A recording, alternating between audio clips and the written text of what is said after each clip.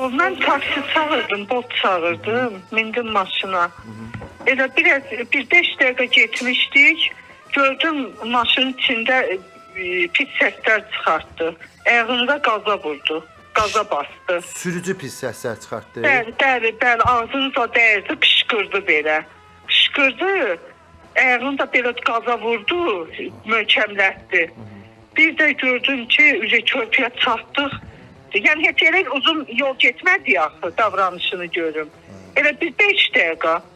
İnanırsan, bir də gördüm ki, uçuram. Həqiqətən də bu bir insanın nə qədər qorxu yaşamasıdır da, deyir bir də gördüm ki, uçuram. Belə qeyri-adekvat hərəkətləri eləyib sürücü. Məlum olub ki, ötən gün Bakıda EYD markalı avtomobil Ələsgər Qayıbov küçəsinə sürətlə keçid eləyərək, hərəkət eləyərək Heydər Əliyev prospektinin kənar yolunu kəsdiyi beton maneələri dağıdaraq prospektin əsas hissəsinə düşüb.